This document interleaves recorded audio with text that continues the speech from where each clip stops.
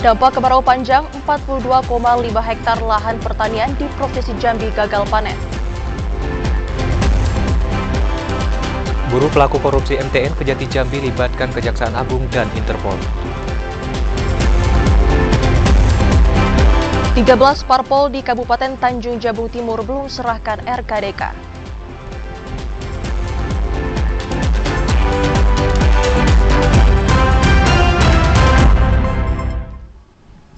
Assalamualaikum warahmatullahi wabarakatuh. Terima kasih saudara Anda kembali menyaksikan Jambi hari ini, edisi Selasa 24 Oktober 2023. Selain 3 topik utama tadi, tim redaksi kami juga telah menyiapkan sejumlah informasi penting dan menarik lainnya untuk Anda. Bersama saya Chandrika Divani. Dan saya Ridho Akbar, inilah Jambi hari ini selengkapnya.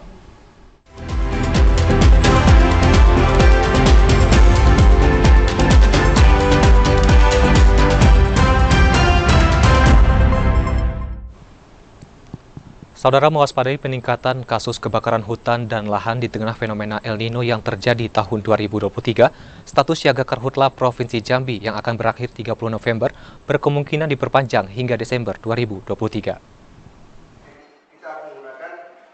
Masih dalam kondisi waspada terhadap peningkatan kasus kebakaran hutan dan lahan, pemerintah Provinsi Jambi berkemungkinan akan memperpanjang status siaga karhutla yang akan berakhir pada 30 November 2023. Sekretaris Daerah Provinsi Jambi Sudirman mengatakan, kemungkinan perpanjangan status siaga karhutla itu akan diputuskan dalam rapat bersama Satgas Karhutla. Kemungkinan memperpanjang status siaga karhutla ini karena perkiraan gangguan cuaca akibat El Nino baru berakhir pada awal tahun 2024. Jika tidak disikapi dengan baik, anomali cuaca yang terjadi secara global itu bisa meningkatkan kerawanan bencana kebakaran di tengah kekeringan yang melanda. Sekda menegaskan, untuk saat ini Pemprov Jambi akan terlebih dahulu melihat kondisi cuaca yang terjadi hingga pertengahan bulan November 2023 sebelum akhirnya menentukan keputusan. Apabila nantinya curah hujan di wilayah Provinsi Jambi dinilai masih rendah, status siaga karhutla akan dipertahankan hingga akhir Desember 2023. Kita lihat sampai dengan 30 November ya, 30 November karena sesuai dengan jadwal yang sudah kita tetapkan karena memang korelasinya dengan kondisi El Nino, kekeringan itu berpotensi terkait dengan bencana karhutla. Oleh karena itu kita masih terus memasang sampai dengan 30 November, manakala kondisi juga masih curah hujannya masih rendah dan mungkin kita butuh kewaspadaan, ya kita akan kawal sampai dengan akhir Desember. Berdasarkan data Badan Penanggulangan Bencana Daerah Provinsi Jambi, luas karhutla hingga akhir Oktober 2023 sudah mencapai 1.298 hektar. Dengan rincian, 1.154 hektar terjadi di lahan mineral dan 144 hektar terjadi pada lahan gambut. Randy Arta, TVRI Jambi melaporkan. Saudara, sepanjang tahun 2023, lahan gambut menjadi penyumbang mayoritas luasan karhutla di Kabupaten Tanjung Jabung Timur. Hal ini menjadi atensi bagi semua pihak. BPBD Kabupaten Tanjung Jabung Timur mencatat periode 1 Januari hingga 24 Oktober 2023, luas lahan yang terbakar mencapai 46,25 hektar. Dari angka penyumbang terbesar berasal dari lahan bervegetasi gambut. Itu juga terjadi pada lahan Kepala BPBD Kabupaten Tanjung Jabung Timur, Helmi Agustinus mengatakan, total luasan lahan gambut yang terbakar mencapai 35,7 hektar. Lahan tersebut berada di Kecamatan Geragai, Berbak, Bendahara Ulu, dan Sadu sebagai kecamatan yang terluas. Kebakaran di lahan gambut pada umumnya disebabkan oleh manusia, selain itu oleh faktor alam seperti kondisi El Nino yang menyebabkan musim kemarau lebih kering. Sementara itu, gambut dalam keadaan basah akan menyerap karbon yang sangat baik hingga dapat membantu mengurangi panas bumi dan krisis iklim. Sebaliknya, gambut kering akan terus-menerus melepas karbon ke udara meski tanpa ada kebakaran. Mengeringkan gambut berarti membuka celah terjadinya kebakaran. Guna mengembalikan fungsi lahan gambut tersebut, pemerintah Kabupaten Tanjung Jabung Timur memastikan upaya penyelamatan ekosistem lahan gambut karena memiliki manfaat yang besar. Beberapa metode yang dilakukan, antara lain pembangunan sekat kanal, penimbunan kanal, dan pembangunan sumur bor. Karena Jabung Timur ini termasuk kawasan kabupaten yang memang atensinya nomor 1 juga di Provinsi Jambi karena karhutla. Karena apa? Kita kan rata-rata lokasi kita lahan gambut. Nah ini tapi gambut ini kalau ketika terbakar itu cukup sulit untuk memadamkan. Selain itu, menanam kembali sejumlah pohon atau tumbuhan yang dapat menghidupkan kembali ekosistem lahan gambut. Kemudian membentuk hutan alam yang ramah bagi beraneka ragam hayati. Kliva Patria, TVRI Jambi melaporkan. Sementara itu, saudara, 42,5 hektar lahan pertanian di Provinsi Jambi gagal panen. Tak hanya lahan pertanian padi, luasan lahan gagal panen itu juga terjadi pada lahan pertanian kedelai. Fenomena El Nino atau kemarau panjang diprediksi masih terus menguat hingga awal Oktober 2023. Kemarau panjang yang terjadi pada tahun ini menyebabkan terjadinya kekeringan di sejumlah daerah dalam Provinsi Jambi. Kekeringan itu berdampak terhadap gagal panen. Berdasarkan catatan Unit Pelaksana Teknis Daerah Balai Perlindungan Tanaman Pangan dan Hortikultura Provinsi Jambi, hingga awal Oktober tahun 2023, sekitar 42,5 hektar lahan pertanian gagal panen. Lahan pertanian yang gagal panen itu meliputi lahan pertanian padi dan kedelai. Luasan lahan pertanian padi yang gagal panen mencapai 16,50 hektar. Dari jumlah itu, lahan pertanian yang gagal panen terluas terdapat di Kabupaten Tebo dengan luasan 10 hektar. Sementara lahan pertanian kedelai yang gagal panen mencapai 26 hektar. Terluas terdapat di Kabupaten Batanghari mencapai 24 hektar. Data yang kami peroleh dari lapangan bahwa dampak daripada El Nino di tahun 2023 untuk padi dari luas tanam laporan 6.322,30 hektar, puso 16,50 hektar. Kemudian untuk tanaman hortikultura, untuk luasan 71 hektar, itu yang terdampak dari El Nino kekeringan seluas 26 hektar. Yang terluas untuk tanaman hortikultura ini berada di Batanghari, yaitu seluas 24 hektar. Untuk mengantisipasi meluasnya lahan gagal panen, pemerintah Provinsi Jambi akan memberikan bantuan kepada kelompok petani, salah satunya bantuan pompa air. Joko, TVRI Jambi melaporkan. Saudara, sekolah dasar dan sekolah menengah pertama di Kota Jambi kembali belajar tatap muka. Mereka belajar secara normal setelah belajar daring akibat adanya kabut asap. Kabut asap akibat kebakaran hutan dan lahan yang menyelimuti Kota Jambi perlahan menghilang. Ini disebabkan karena turunnya hujan deras dalam beberapa hari terakhir. Pemerintah Kota Jambi pun kembali menerapkan pembelajaran tatap muka di sekolah dari tingkat SD hingga SMP. Saat ini siswa sudah belajar normal seperti biasa, namun tetap menggunakan masker. Belajar tatap muka di sekolah tersebut berdasarkan surat edaran yang ditandatangani oleh Wali Kota Jambi Syarif Fasha. Saat ini, semua satuan sekolah di Kota Jambi diwajibkan menerapkan belajar tatap muka. Kepala Sekolah Dasar Negeri 92 Kota Jambi, Zilbaiti, mengatakan, belajar tatap muka lebih efektif daripada belajar daring. Pasalnya, setiap belajar daring cukup merepotkan dan harus melibatkan orang tua. Sama seperti yang dijadwalkan sebelumnya, tapi anak harus masih diingatkan supaya jangan lupa pakai masker gitu. Belajarnya seperti yang dulu kembali lagi. Himbauan kemarin melihat cuacanya sudah bagus, kami diarahkan lagi anak udah mulai masuk sekolah hari Senin, normal kembali. Kepala Sekolah Dasar Negeri 92 Kota Jambi, Zalbaiti, juga berharap kondisi kabut asap tidak lagi menyelimuti Kota Jambi sehingga siswa-siswi dapat belajar normal. Joko, TVRI Jambi melaporkan. Hingga triwulan keempat di bulan Oktober 2023, serapan anggaran APBD pemerintah Kabupaten Sarolangun baru mencapai 70%. Sementara itu, kegiatan APBD perubahan masih dalam proses evaluasi di Kemendagri. Serapan APBD pemerintah Kabupaten Sarolangun hingga bulan Oktober 2023 atau triwulan keempat baru mencapai 70%. Hal ini karena masih banyak pekerjaan yang belum selesai. Ketua Dewan Perwakilan Rakyat Daerah DPRD Kabupaten Sarolangun, Tontawi Jauhari, mengatakan akhir tahun 2023 tinggal 1,5 bulan lagi. Namun menjelang akhir tahun, progres serapan APBD Kabupaten Sarolangun belum maksimal. Kondisi ini ditambah belum berjalannya kegiatan atau proyek yang ada di APBD perubahan. Seluruh OPD di lingkup Pemkab Sarolangun diharapkan bisa bergerak cepat sehingga realisasi serapan APBD dan APBDP hingga akhir tahun tercapai. Semua kegiatan itu sudah dilaksanakan. Artinya ini sudah rata-rata di atas 70% hari ini. Maka dari itu dengan disahkannya PI, maka harapan kita penyerapan anggaran di akhir tahun ini harus selesai di atas 90%. Pihak Dewan Sarolangun akan memanggil sekretaris daerah guna mempertanyakan terkait penyerapan anggaran APBD perubahan, karena hingga saat ini belum berjalan. Edi Kusnadi, TVRI Jambi melaporkan. Saudara, KPU Kabupaten Sarolangun terima 4.280 kotak suara pemilu 2024. Informasi selengkapnya akan kami hadirkan usai jeda sesaat lagi.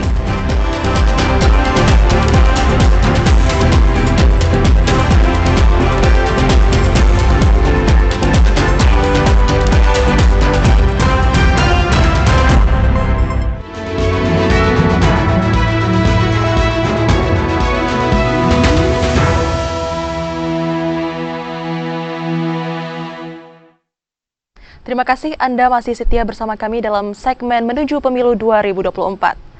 Saudara, KPU Sarolangun telah menerima 4.280 kotak suara. Kotak suara itu akan dialokasikan untuk 856 TPS pada pemilu serentak 14 Februari 2024. Sekretaris KPU Sarolangun, Aswayura, mengatakan pihaknya secara bertahap telah menerima pendistribusian logistik pemilu 2024 berupa 4.280 kotak suara. Ribuan kotak suara ini telah diterima pada 16 Oktober lalu dan disimpan di ruko gudang yang disewa KPU Sarolangun. Jumlah kotak suara yang diterima telah disesuaikan dengan jumlah tempat pemungutan suara atau TPS.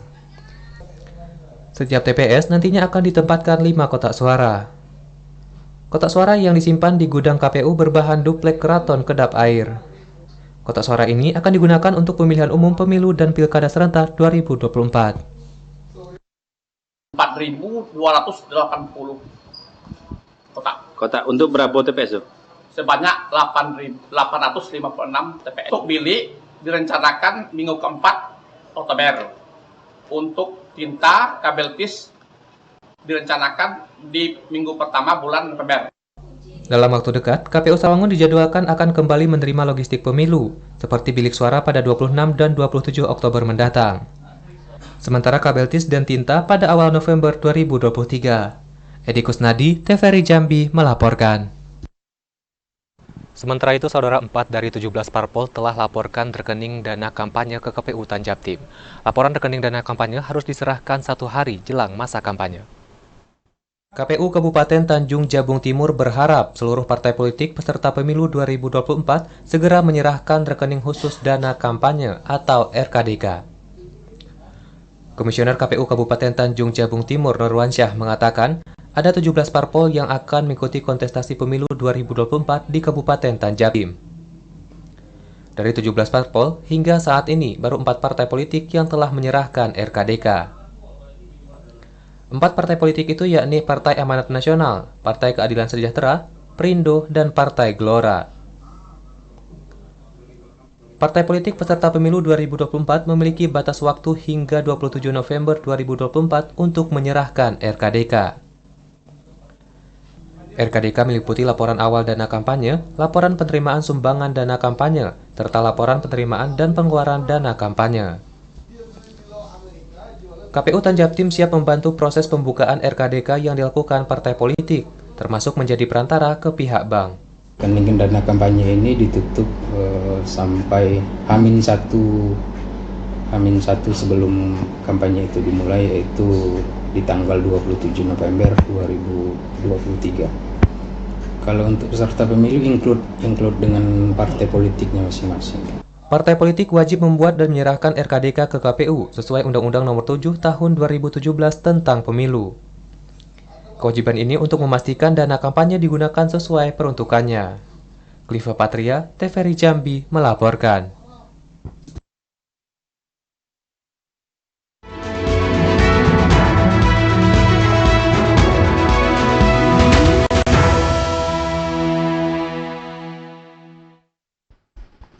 Beralih ke sorotan lainnya, Saudara, polisi mengamankan 2 minibus modifikasi pelangsir BBM solar bersubsidi di salah satu SPBU Kota Jambi. Meski berhasil mengamankan 2 minibus sebagai bukti, namun sopir kedua mobil tersebut berhasil melarikan diri.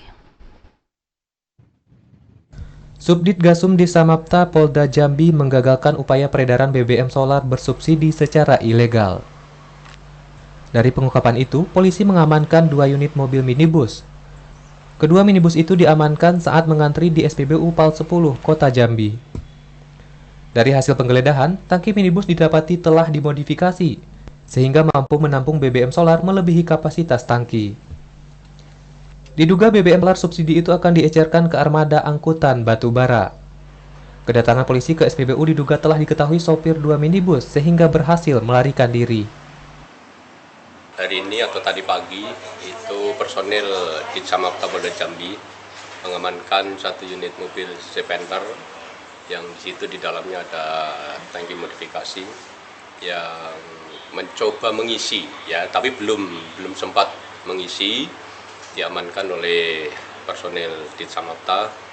Kemudian pengemudinya ini tidak didapatkan di lokasi itu, sehingga kemudian diamankan ke Mapolda Jambi dan diserahkan kepada Ditreskrim Sus untuk dilakukan penyelidikan lebih lanjut. Polisi saat ini masih menyelidiki pemilik 2 minibus. Kedua minibus itu telah diamankan dan penanganannya diserahkan ke Subdit 4 Tipiter Ditreskrim Sus Polda Jambi. Ari Haryono, TVRI Jambi melaporkan. Saudara, Kejati Jambi libatkan Interpol dalam memburu seorang pelaku kasus korupsi medium Temnot. Upaya itu dilakukan untuk mempermudah petugas dalam memburu pelaku. Kejaksaan Tinggi Jambi masih memburu seorang pelaku yang masih buron dalam kasus dugaan korupsi medium Temnot di Bank Jambi. Pemburuan terhadap pelaku-pelaku itu untuk mengungkap perkara kasus korupsi yang melibatkan mantan Direktur Pemasaran Bank Jambi Yunsak El Hakon. Kasih Penkum Kejati Jambi Leksi Patharani mengatakan, berbagai upaya terus dilakukan penyidik untuk segera mengamankan pelaku, salah satunya dengan melibatkan tim Kejaksaan Agung dan Interpol. Salah satu tersangka DPO yaitu LD, Leo Darwin itu masih dalam pencarian dan secepatnya apabila tertangkap akan kita sidangkan. Dan sekarang kan sudah ada pemeriksaan saksi-saksi ya. Ada petunjuk baru Bang untuk keberadaan DPO ini sendiri? Ya, kita sudah pantau lah beberapa pintu tanah air karena dugaan awal kan sempat kabur ke luar negeri. Jadi memang ada risalah di tahun 2007 itu dia sudah meninggalkan Indonesia. Saat ini pelaku merupakan salah satu pihak swasta di Jakarta, telah masuk dalam daftar pencarian orang atau DPO Kejati Jambi. Selain menetapkan Yunsak El Hakon sebagai tersangka, Kejati Jambi juga telah menetapkan Dadang dan Irfandi, yang merupakan pejabat MNC sebagai tersangka pada kasus korupsi medium Temnot di Bank Jambi. Ketiganya saat ini mendekam di Lapas Kelas 2A Jambi dan masih menjalani proses persidangan di Pengadilan Tipikor Jambi. Ashar, TVRI Jambi melaporkan. Sementara itu, Saudara, kasus penganiayaan tahanan titipan jaksa di dalam Lapas Kelas 2A Kota Jambi masih didalami penyidik. Penyidik mulai menyiapkan berkas untuk para tersangka yang berjumlah 6 orang. Penyidik Satreskrim Polresta Jambi terus mendalami kasus penganiayaan yang berujung tewasnya tahanan titipan jaksa bernama Agus Daniel. Saat ini ke-6 tersangka mulai diperiksa polisi untuk proses pemberkasan. Kasat Reskrim Polresta Jambi Kompol Indar Wahyu Dwi mengatakan, polisi telah menetapkan 6 tersangka yang seluruhnya merupakan tahanan di dalam lapas. Selain proses pemberkasan, polisi juga masih mendalami motif penyebab pertikaian di dalam lapas kelas 2A tersebut. Menurut Kompol Indar Wahyu Dwi, tidak menutup kemungkinan bakal ada tersangka baru dalam kasus tersebut. Sebelumnya tahanan titipan jaksa bernama Agus Daniel dianiaya warga binaan di dalam kelas 2A Kota Jambi. Meski sempat dibawa ke rumah sakit, namun nyawa Agus Daniel tidak tertolong. Ari Haryono, TVRI Jambi melaporkan. Saudara, tetaplah bersama Jambi hari ini karena kami masih akan kembali dengan sejumlah informasi penting dan menarik lainnya dalam segmen Advertorial. Di antaranya PJ Bupati Bahyuni Deliansyah sampaikan deretan prestasi Kabupaten Muaro Jambi.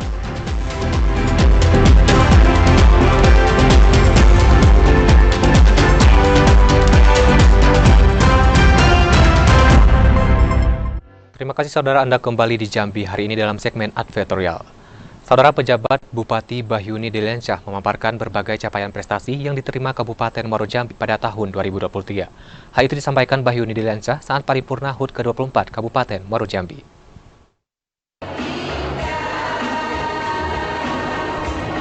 Hadir dengan pakaian Melayu, pejabat Bupati Muaro Jambi Bahyuni Deliansyah menghadiri rapat paripurna istimewa di gedung DPRD Muaro Jambi. Sidang yang dipimpin Ketua DPRD Muaro Jambi itu merupakan rangkaian hari jadi Kabupaten Muaro Jambi yang ke-24 tahun. PJ Bupati Bahyuni Deliansyah dalam sambutannya mengucapkan terima kasih kepada para pendiri dan pemimpin yang telah memberikan dedikasinya bagi kemajuan Kabupaten Muaro Jambi. Bahyuni Deliansyah juga menyampaikan permohonan maaf kepada masyarakat atas kinerjanya yang belum maksimal dalam memberikan pelayanan. Pada paripurna yang turut dihadiri Gubernur Ahris, Bahyuni Deliansyah juga menyampaikan berbagai capaian prestasi dan penghargaan yang diraih pemerintah Kabupaten Muaro Jambi pada tahun 2023. Di antaranya, penghargaan peduli kekayaan intelektual dari Kemenkumham, penghargaan K3 dari Kemenaker, penghargaan Kabupaten Layak Anak dari Kemen PPA, penghargaan Desa Anti Korupsi dari PPK dengan predikat istimewa, dan Kabupaten Terbaik pada penilaian kinerja 8 aksi konvergensi penurunan stunting. Selain capaian penghargaan, di bawah kepemimpinannya, Pemkab Muaro Jambi juga mampu meningkatkan infrastruktur jalan dan memastikan fasilitas pendidikan dan kesehatan yang memadai. Pemulihan ekonomi terkait pemberdayaan dan pengembangan pertanian, perikanan, perkebunan, peternakan masyarakat, peningkatan kesempatan kerja, peningkatan infrastruktur pelayanan publik, serta melanjutkan program perlindungan sosial yang dilakukan secara terarah dan terukur bagi perekonomian masyarakat. Oleh karena itu, mari kita jadikan HUT Kabupaten Muaro Jambi ke-24 ini sebagai momentum membangun negeri masyarakat sejahtera menuju Muaro Jambi Mantap 2024. Hari jadi ke-24 tahun pemerintah Muaro Jambi itu mengusung tema membangun negeri masyarakat sejahtera menuju Muaro Jambi bergerak mantap. Azam Afnan, TVRI Jambi melaporkan. DPRD Tebo gelar paripurna istimewa HUT ke-24 Kabupaten Tebo. Paripurna HUT ke-24 ini mengusung tema pembangunan infrastruktur yang merata dan berkeadilan, serta peningkatan kualitas tata kelola pemerintahan berbasis teknologi informasi. DPRD Tebo menggelar paripurna istimewa HUT ke-24 Kabupaten Tebo pada Senin 23 Oktober kemarin.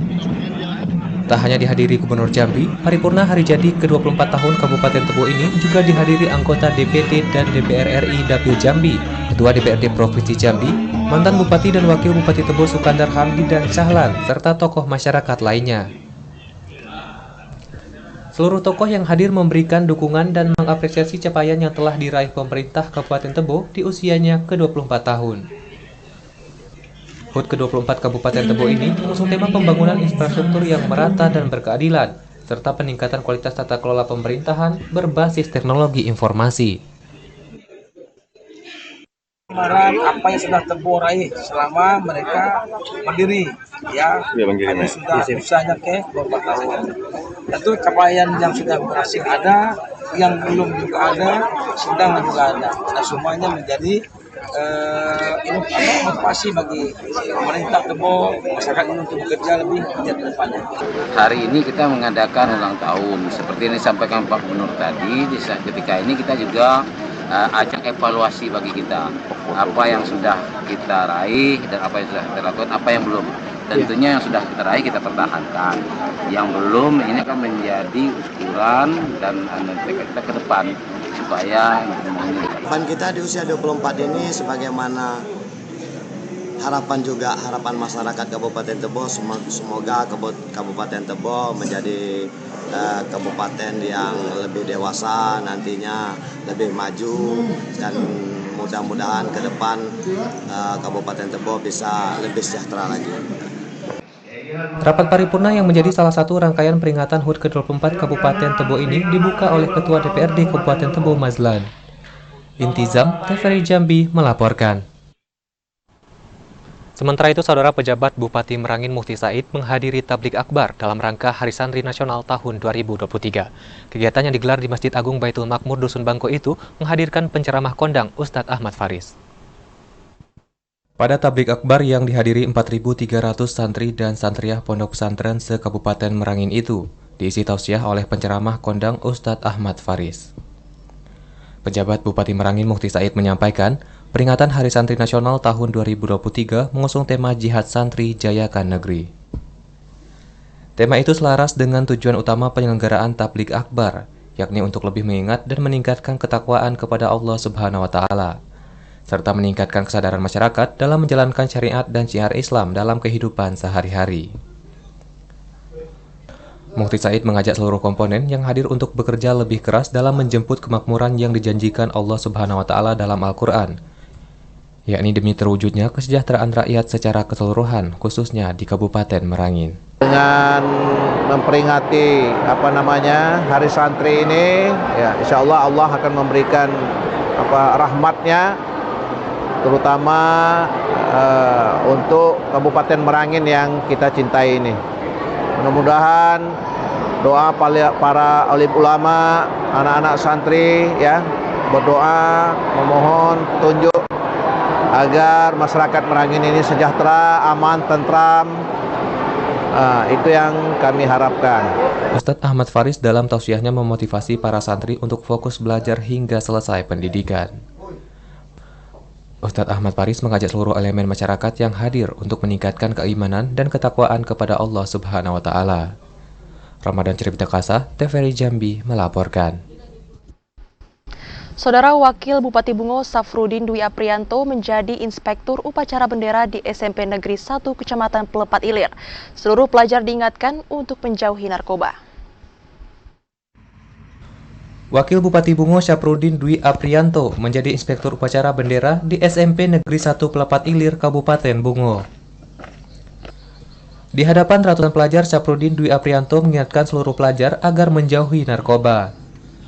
Saat ini, narkoba telah merambah ke seluruh penjuru Kabupaten Bungo, termasuk lingkungan sekolah, baik tingkat SMA maupun tingkat SMP. Barang haram yang dapat meracuni generasi muda itu sangat mudah didapatkan, karena berbagai cara dilakukan para pengedarnya agar peredaran narkoba masuk ke sekolah-sekolah. Hari ini sekali lagi kita bisa ikut upacara bendera. Tak hanya itu, Safrudin Dwi Aprianto juga mengingatkan para guru untuk meningkatkan pengawasan perilaku kepada peserta didiknya. Target kita adalah para pelajar SMP Negeri 1 Pelepat Ilir. Nah, kita berharap dengan program ini kembali kita mengingatkan kepada adik-adik kita agar mereka semua menjauhi narkoba. Karena sekali lagi mereka semua adalah aset besar bangsa Indonesia yang ke depan juga bisa menjadi faktor penentu maju Indonesia. Oleh karena itu BNK dengan melibatkan banyak pihak tidak bosan-bosan terus mendatangi sekolah-sekolah. Dan kalau kemarin untuk Madrasah Sanawiyah, Madrasah Aliyah kita melibatkan Kemenak juga seluruh KUA di kecamatan. Untuk SMP nanti kita juga melibatkan seluruh camat yang ada di Kabupaten Bungo. Safrudin Dwi Aprianto menambahkan, selain berkonsolidasi dengan BNNK, Pemkab Bungo juga menggandeng kantor Kemenak, Kejari, serta pihak kecamatan dan desa tentang bahaya narkoba. Tak hanya ke sekolah-sekolah, Pemkab Bungo juga mensosialisasikan bahaya narkoba melalui khutbah Jumat. Muriandi, TVRI Jambi melaporkan. Sementara itu, Saudara Bupati Kerinci Adi Rozal membuka beasiswa tahfiz Al-Quran tingkat Kabupaten Kerinci. Adi Rozal mengajak kepada siswa yang mengikuti seleksi beasiswa tahfiz untuk dapat menambah bacaan Al-Quran dan hafalannya. Bupati Kerinci Adi Rozal membuka seleksi beasiswa tahfiz Al-Quran tingkat Kabupaten Kerinci yang bertempat di ruang aula Panti Asuhan Baitul Husna, Desa Sungai Pegeh, Kecamatan Siula. Seleksi beasiswa ini diikuti ratusan siswa sekolah dasar hingga sekolah menengah atas dalam Kabupaten Kerinci. Bupati Kerinci Adi Rozal mengatakan, selain mendapatkan beasiswa, para siswa dan siswi yang mengikuti seleksi beasiswa tahfiz Al-Quran juga diberi kesempatan mendapatkan rekomendasi Bupati untuk masuk ke perguruan tinggi dalam negeri. Anak-anak kita itu diberi kesempatan dengan rekomendasi Bupati untuk bisa masuk ke perguruan tinggi yang ternama. Silakan jadi dokter yang hafiz Al-Quran. Silakan jadi insinyur yang hafiz Al-Quran. Silakan jadi ahli ekonomi yang hafiz Quran. Ada iman, ada ilmu, derajat naik. Apabila menjadi pejabat, jadi anggota dewan, jadi tidak korupsi. Adi Rozal mengajak kepada siswa yang mengikuti seleksi beasiswa tahfiz untuk terus menambah bacaan Al-Qur'annya dan hafalannya, serta tidak terpengaruh terhadap dampak buruk media sosial. Ilwan, TVRI Jambi melaporkan. Informasi lainnya, Saudara, Kementerian Hukum dan HAM Jambi gelar penguatan tugas dan fungsi serta reformasi birokrasi. Kegiatan ini bertujuan untuk menciptakan birokrasi yang bersih, efektif, dan berdaya saing. Kementerian Hukum dan HAM Jambi menggelar penguatan pelaksanaan tugas dan fungsi serta reformasi birokrasi untuk pencapaian target kinerja tahun 2023. Kegiatan yang digelar di Aula Kanwil Kemenkum dan HAM Jambi pada Selasa pagi ini menghadirkan staf ahli bidang penguatan reformasi birokrasi Asef Kurnia sebagai narasumber. Kegiatan ini diikuti seluruh aparatur sipil negara Lingkup Kanwil Kemenkum HAM Jambi beserta jajaran. Penguatan tugas dan fungsi serta reformasi birokrasi ini bertujuan untuk menciptakan birokrasi yang bersih, efektif, dan berdaya saing sehingga Kanwil Kemenkumham Jambi mampu meraih wilayah bebas korupsi atau WBK. Kakanwil Kemenkum dan HAM Jambi Muhammad Adnan minta seluruh pejabat dan ASN dapat mengikuti kegiatan tersebut, sehingga dapat memberikan pemahaman yang dapat diterapkan di satuan kerja masing-masing. Ada beberapa rekomendasi yang disampaikan oleh saya pada saat pemaparan tadi, bagaimana kepada para ASN di Kanwil Kemenkumham Jambi ini untuk bisa berkontribusi memberikan pelayanan yang terbaik kepada masyarakat Jambi khususnya, dan juga terbebas dari korupsi, kolusi, dan nepotisme, terutama pungutan-pungutan liar. Mudah-mudahan ini bisa menjadi salah satu ikhtiar kita, bagaimana kita bisa sebagai aparatur sipil negara hadir di tengah masyarakat memberikan pelayanan yang terbaik. Ada 4 materi yang diberikan dalam penguatan tugas dan reformasi birokrasi itu, di antaranya pengenalan staf ahli dan staf khusus menteri, peningkatan indeks reformasi birokrasi, birokrasi termatik, dan rekomendasi untuk Kanwil dan UPT wilayah Jambi. Joko, TVRI Jambi melaporkan. Saudara, Gubernur Jambi Al-Haris hadiri kejuaraan antar kampung Kemenpora. Informasi selengkapnya usai jeda, tetaplah bersama Jambi hari ini.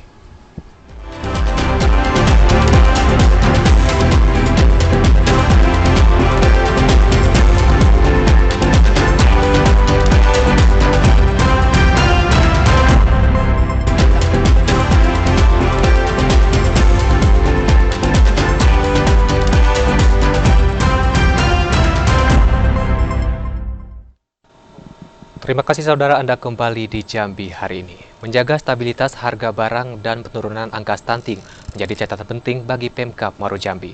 2 poin tersebut disampaikan langsung Gubernur Jambi Al-Haris pada rapat paripurna istimewa di DPRD Kabupaten Muaro Jambi. Saat menghadiri rapat paripurna istimewa Hari Jadi Kabupaten Muaro Jambi yang ke-24 tahun, Gubernur Jambi Al-Haris menyampaikan sejumlah pesan penting kepada pemerintah Kabupaten Muaro Jambi. Dalam sambutannya, Gubernur mengingatkan kepada Pemkab untuk dapat mengendalikan harga barang terutama bahan pokok dan jasa agar gejolak inflasi dapat terkendali. Kemudian Al-Haris menekankan Pemkab Muaro Jambi dapat menurunkan angka stunting, mengingat stunting merupakan isu prioritas nasional.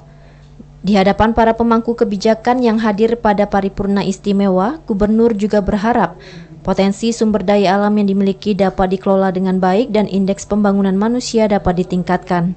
Berbagai macam sumber daya alam, tambang, perkebunan dan sebagainya.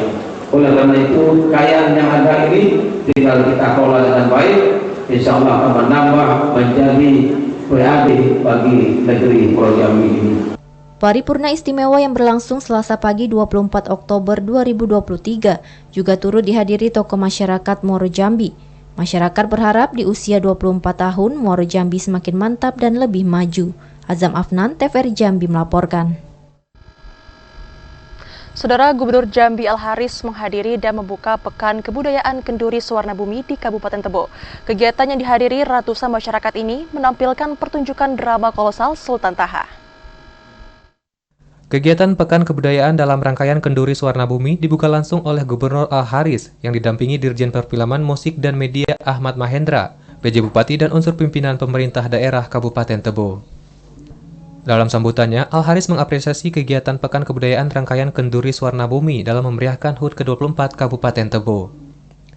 Pekan Kebudayaan dipandang sangatlah penting karena dapat memberikan ilmu pengetahuan kepada generasi muda, terutama tentang sejarah perjuangan Sultan Taha. Yang kita buat ini tujuannya agar anak cucu kita mengenal sejarah perjuangan yang telah dibuat oleh orang tua kita sampai ke Sultan Taha Saifuddin Jambi, dan pusat perjuangannya banyak di Tebo ini. Kegiatan yang diinisiasi oleh Dinas Pendidikan Kabupaten Tebo ini dipusatkan di Lapangan Merdeka Kecamatan Tebo Tengah yang dibuka pada 23 Oktober 2023. Selain penampilan jajaran Polres Tebo, pada kegiatan yang berlangsung hingga 27 Oktober 2023 itu juga turut menampilkan drama kolosal Sultan Taha Saifuddin Jambi. Intizam, TVRI Jambi melaporkan. Sementara itu, saudara, ratusan atlet Kabupaten Tebo mengikuti kejuaraan antar kampung yang diselenggarakan Kemenpora. Kegiatan yang dibuka oleh staf ahli bidang inovasi dan kepemudaan Kementerian Pemuda dan Olahraga Yohan itu turut dihadiri Gubernur Jambi Al-Haris. Ratusan atlet dari 12 kecamatan se-Kabupaten Tebo mengikuti kejuaraan Tarkam yang diselenggarakan Kemenpora. Pembukaan kegiatan ini berlangsung di Stadion Sri Maharaja Batu, Kabupaten Tebo pada Senin sore. Kegiatan ini sekaligus digelar dalam rangka memeriahkan rangkaian HUT ke-24 Kabupaten Tebo. Pembukaan kejuaraan ini diawali dengan senam bersama yang dihadiri Gubernur Jambi Al-Haris, PJ Bupati Tebo Aspan, dan tokoh Forkopimda lainnya. Gubernur Al-Haris mengapresiasi program Kemenpora yang menyelenggarakan turnamen antar kampung. Kejuaraan ini merupakan momentum penting bagi seluruh atlet kampung untuk menunjukkan kemampuannya agar dipantau oleh pencari bakat nasional. Kita punya program yaitu turnamen Tarkam, ya, antar kampung. Nah, ini dikemas dari 32 kabupaten Indonesia, ini zona-zonanya. Ada zona Jambi, kemudian dipusatkan. Nah, kita berharap dengan adanya event ini, lahirnya embrio bibit baru. Olahraga kita cikal bakal anak-anak yang punya karakter olahraga ke depan. PJ Bupati Tebo Aspan mengatakan, kejuaraan antar kampung Kemenpora yang dilaksanakan ini merupakan upaya bersama dalam memasyarakatkan olahraga. Kegiatan ini sebagai wujud nyata dari semangat persatuan dan kerjasama antar kampung di Kabupaten Tebo. Kegiatan ini diharapkan dapat diselenggarakan secara simultan untuk menemukan bibit-bibit atlet potensial dari desa terpencil. Intizam, TVRI Jambi melaporkan. Dilakukan berdasarkan surat keputusan Gubernur Jambi tanggal 10 Oktober 2023. Sekda Provinsi Jambi Sudirman secara resmi melantik Arif Usman sebagai PAW, anggota Komisi Penyiaran Indonesia Daerah Provinsi Jambi periode 2011-2024. Sekretaris Daerah Provinsi Jambi Sudirman secara resmi melantik Arif Usman sebagai pengganti antar waktu anggota Komisi Penyiaran Indonesia Daerah Provinsi Jambi periode 2011-2024. Pelantikan ini dilakukan berdasarkan surat keputusan Gubernur Jambi tertanggal 10 Oktober 2023. Sekda mengatakan, atas nama pemerintah Provinsi Jambi mengucapkan selamat dan mendorong agar Arif bisa segera beradaptasi dengan anggota KPID lainnya dalam melaksanakan tugas. Mempercepat adaptasi diri dilakukan dalam upaya menjaga lembaga penyiaran yang ada di Provinsi Jambi untuk mempedomani regulasi yang berlaku dalam menyebarluaskan informasi kepada masyarakat. Sekda menegaskan, komitmen tinggi dalam melaksanakan tugas itu harus terus dipertahankan agar mampu menjalankan tanggung jawab kerja secara maksimal.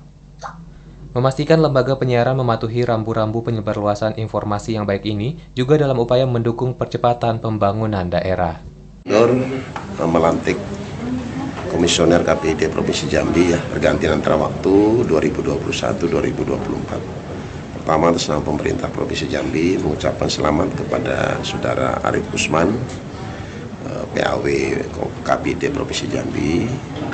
Semoga dapat melaksanakan tugas dengan baik. Jadi segera beradaptasi, segera menyesuaikan dengan rekan-rekan kaitannya dalam upaya untuk bisa seluruh-seluruhnya berkaitan dengan penyiaran daerah yang ada di Provinsi Jambi.